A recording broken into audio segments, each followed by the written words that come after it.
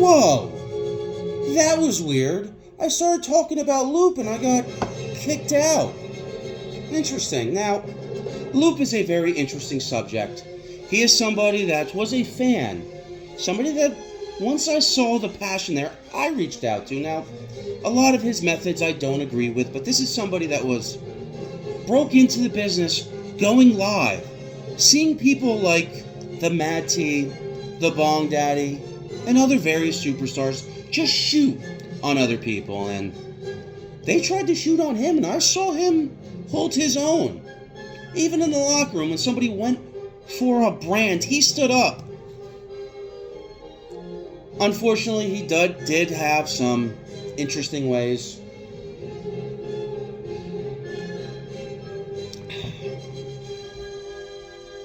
And he was let go from multiple places. It's sad. I see the talent that could have been shown, and he did want to show up to his match, and I saw he was also kicked out of this locker room and this league. Hopefully, at some point, he will be given another opportunity, but that's not for me to say. But like I said before, I was rudely interrupted and I went on to another subject. I did have the opportunity to judge. And to one person in particular, a lot of people always had issues with my judging. And it's more not the score necessarily, it's sometimes what is said. But what is also interesting about my scores is, besides the person that, and once again, I'm quoting Jimmy James, this is not me, so everybody settle down. It's an interesting time of the day. It's early morning, and Gentleman James does enjoy the finer things in life.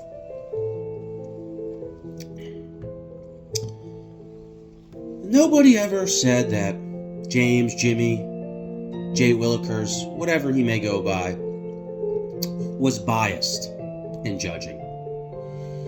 And the people that he judged would always come to him, but always did my good friend Jimmy James have quite the response. So we had a Bong Daddy go against TMX, and Jimmy dropped him a little points. He saw a blue filter that was being used way too much and scored a 17. Now, if we are going to judge a 18 or 19 for just a filter for the video, so if JD or Rockstar uses that filter, are they supposed to get that 18 or 19? I don't know. And since we're on the subject of Bong Daddy, well, I can't see anything. You said I'm annoying because I bring the facts. Well, one week you say you're leaving and it's the last show ever, and then I'll come in the locker room and say, aren't you leaving? Be like, hey, don't you watch? Well, you use a lot of colorful language and words and creep people's profile pictures and ask really weird personal questions, but all of a sudden you're like, I'm back. And then that happens for a little bit, and unfortunately, Bong Daddy, yes, you are quite the competitor. But you are a trashy deathmatch wrestler. You don't really leave any room for the imagination. There's really no business that can be conducted there.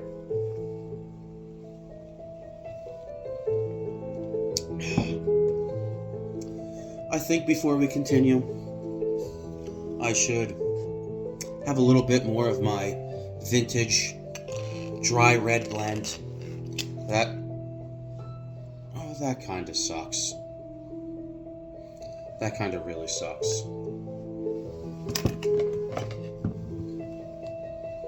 Should we do this on air? I don't know. This might not work the way. Whatever. You only live once. I acquired this 4 years ago at the Finger Lakes. You cannot let a good vintage go to waste.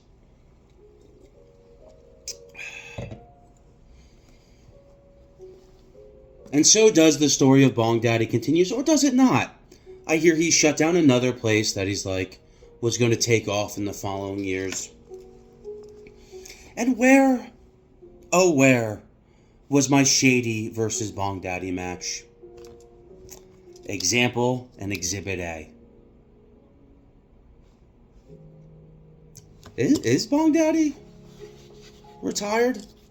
I know there's still a lot of ongoing storylines, and I'm already taking up like 25 minutes probably at the end of the day, so like I don't want to go on too long about that guy. We do have a lot of other Jimmy Jam subjects to cover.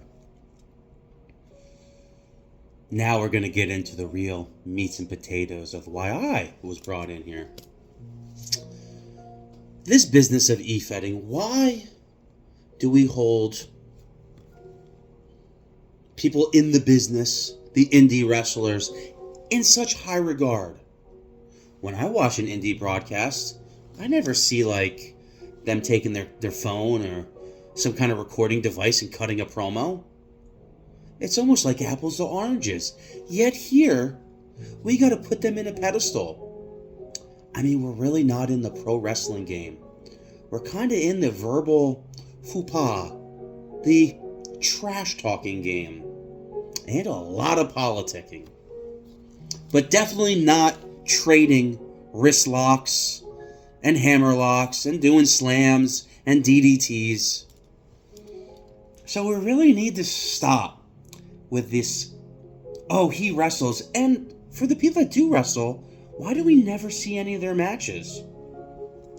That is an interesting thing if you really take the time to think about it.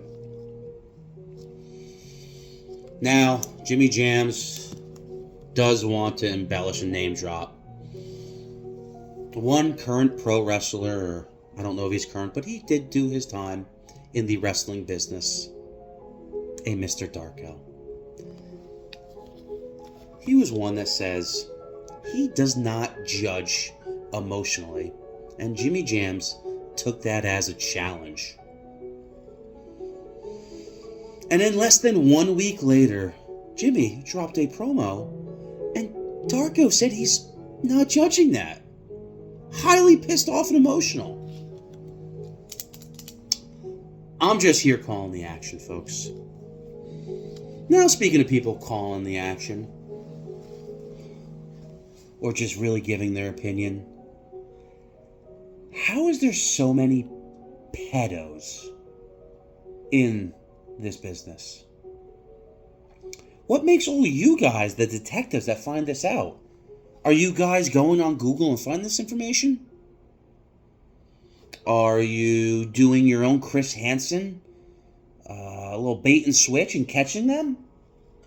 Or is this just the fatality endgame that a lot of people use to try to win their measuring contest and really just trying to get rid of somebody? And unfortunately, when you call somebody that, it's very hard to try to defend that information. And yeah, there's probably a couple of you that you do look like you are some offenders, but the sheer number of people that are said to be such an animal makes me think that not all of them are true. I mean, I heard somebody had sex with a dolphin. I don't know how true that is. Folks, if you've stayed with this for this long, I do applaud you. This is Jimmy Jams. He did pay me good money.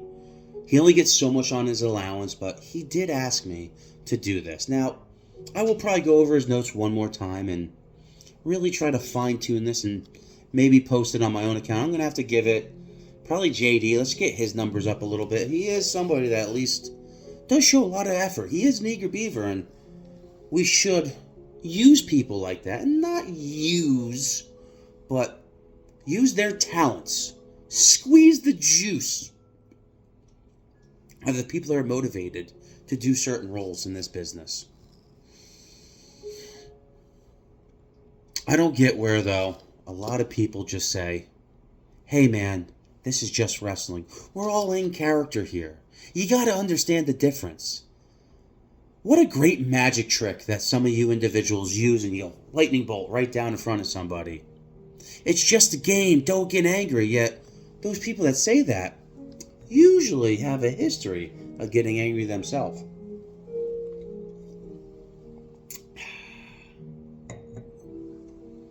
let's kick it up a notch. Let's make the people angry. And the people that haven't watched this long, the couples that will probably tell the story of what is said. I was watching a show called The Big Apple, and Rockstar was brought up. And Rockstar's a very interesting subject.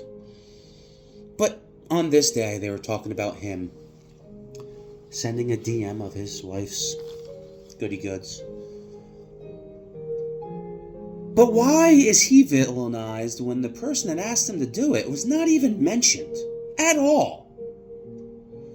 That person went to Rockstar's his DMs, and said, if you do this, I will reward you with a title shot. Now, the person that probably asked for this, Bong Daddy, probably is showing all this TikTok women accomplishments. Because that beard and that, hey, let me throw all my magic tricks and good sayings and just doing a good promo artist probably wins a woman over for a night or two. And probably has a lot of pictures to show for it. So Rockstar, seeing this, wanted to blend in and be quite the testosterone man himself, sent that picture. And we'll get into that, but why oh why is it then that the hosts and on-air people are then talking about dick pics, and without any evidence, people are sending and showing DMs of Rockstar? Why? Oh, why? And how? Improper journalism. When people are saying, oh wow, even Rockstar's sending dick pics, when that never happened. The gang mentality is unbelievable, and unfortunately, I see everybody in EFED doing just that, ganging up on Rockstar. Rockstar, if you're opening up a league, is a day one recruit. That is somebody that is active, almost always does his match. Sometimes he gets confused, but yet everybody always uses him as an easy target. Like, you guys are aware that, like seriously, no, I kind of want to, like, what are we doing here? But anywho, I myself do like the Rockstar man. I think he's entertaining, and I think if we're ever going to do bigger things in the business, this is a guy that you want on your front lines.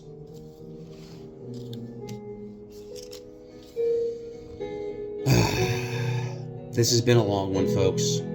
It's not much that you get to see me, so I'm making the most of my TV time here.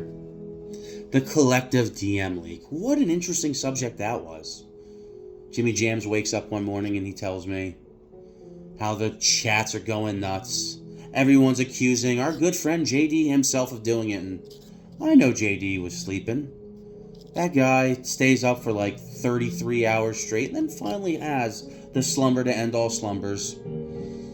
And the people are going to chat, who leaked the DMs? Who did this? And the person that did it casted the blame, but me and Jimmy Jams, we did our detective work and we realized who truly was the culprit. And it's funny, once it was revealed who it was, nobody cared. Yet when they were passing the judgment on JD, oh man, was that a crazy one.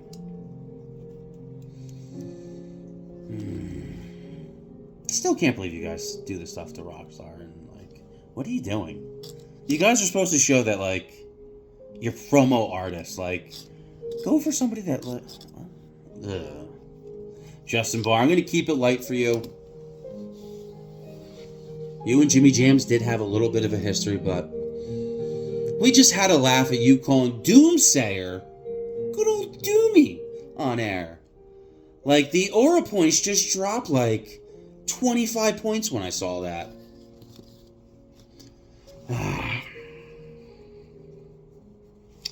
The people that say, I'm going to use some potty language again, fuck around and find out. I'm still trying to find out really what that means. Does that mean, like, you talk to the management people and, like, tell them to remove somebody? Like, usually the people that say that, I don't really think have the ammunition to really back up that claim verbally and via themselves. But that is just mine and Jimmy Jam's opinion. You better watch out. Wow. Oh, Any of you Brits watching this long, I know you'll probably dissect any of this and said you made a verbal mistake there and ended your sentence with a preposition over there. Well, I am smarter than the average bear, and hopefully you guys will comment down below and we can really go over that with a fine-tooth comb. My hair goes. I am not whoever this Grant Miller guy is, all right? So we're getting to the end, folks. To my three wise men, this is Jimmy Jams, he wants everyone to know. To the three wise men that broke him into the business, Shady, Fist, and DJB himself, me and Jimmy Jams truly thank you for giving us this avenue to apply our artism in a artistic form here via this black box contraption. So folks, this was long-winded. Me and Jimmy Jams have been working tirelessly on a true, real, new, innovative scoring system where just audio and video takes in more things. Video should not just be the camera that you have. It should have the background, the ambiance. A lot more goes into this thing than just those 5 subjects. Now, I do like the score of 100, but I think you can add a little bit more categories in one and really open up the scoring system.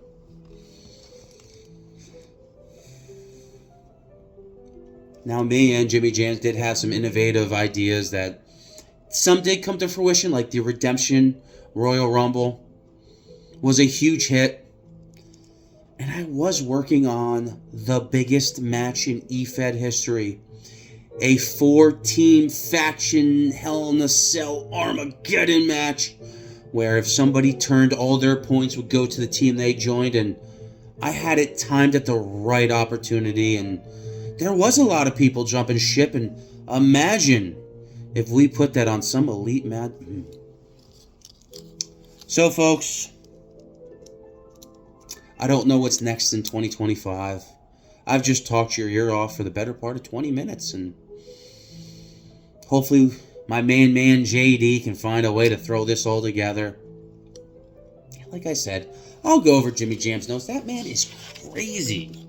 And maybe do the Cliff Notes version of it, but for now I close the book of Smush and we sit back and think about the finer things in life. Till then, and until next time, we will see you all later.